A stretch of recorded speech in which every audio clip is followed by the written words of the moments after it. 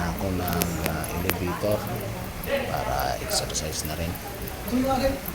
Pumasok na tayo sa pedya kung saan yung mga warrior natin, mga warrior na mga bata. Dito na ang Kimurong kung saan yung mga warrior nagtitira. Ito na yung Kimona, ito na yung warrior namin.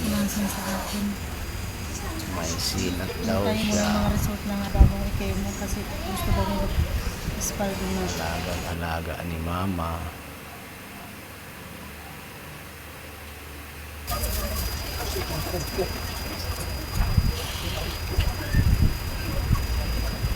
Pagdating ko agad ko muna nilambing para pampalakas ng loob.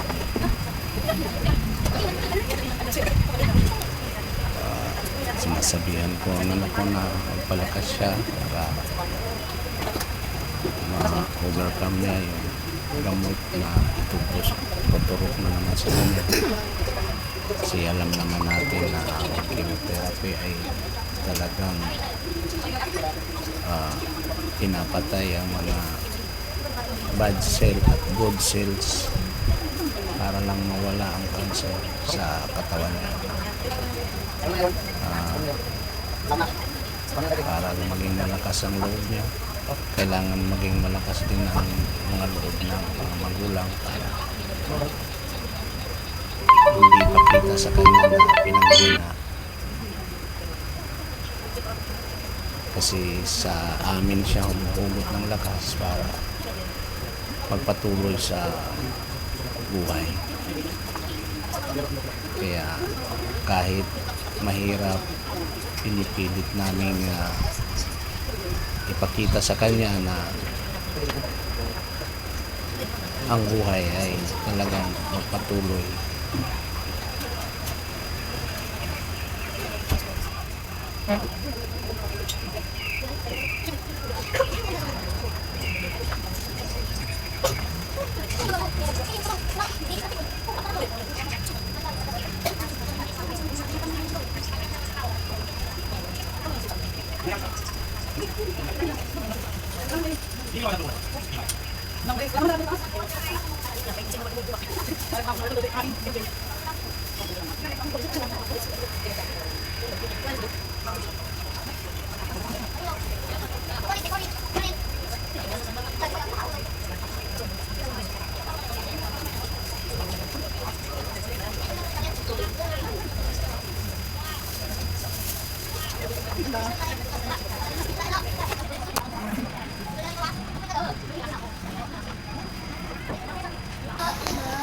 At ito na nga, mag-snack na siya. Dumating na kasi yung pinabili niyang siomai at pinadamihan ng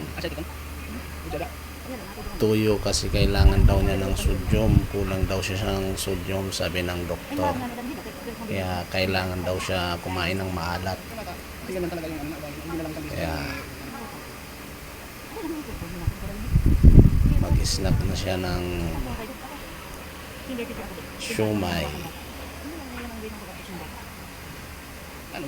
Sinasaktan niyo yung bata gawin ang paggagamot pero hindi ko kanina pananakit mo yan pero dapat Kain lang ng kain para tumaba ka na. Hindi ka pinalaman na ito yun, sabi niya. Tapos na, sabi niya, dahil na. Talaga, pinakausap niya yun, hindi naman lang. Kaya ano daw, wala kayo sa pagkakaan. Kaya di ba kita pitiguro eh.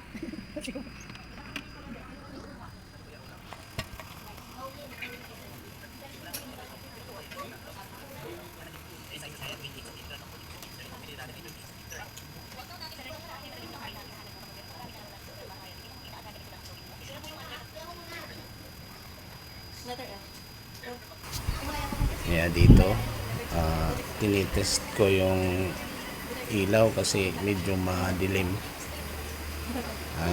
Biniro pa ako ng anak ko na akong daw ang mag sideline ng pagpalit ng ilaw.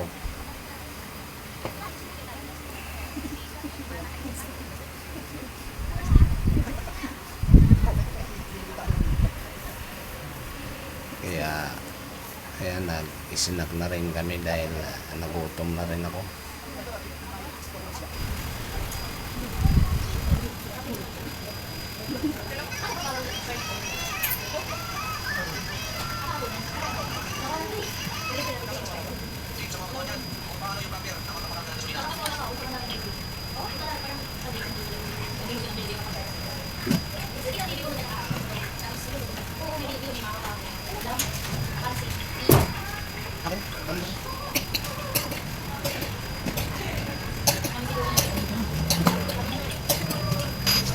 Kaya mga ka-warrior,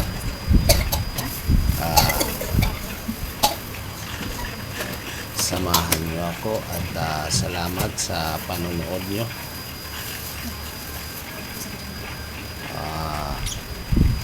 Salamat sa pagsama niyo sa atin ngayong hapon, pagbisita ng anak ko. At kung gusto niyo mapanood uli yung mga update sa kanya, please subscribe and follow more para ma-update po kayo. Maraming salamat sa panonood at mabuhay kayo mga ka-warrior. Salamat.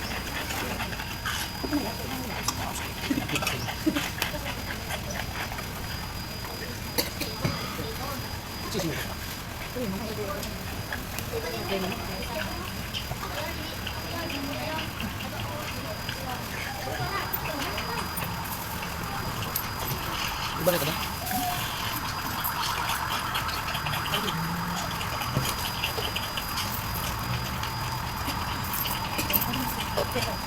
Bigyan mo ako yung tubig.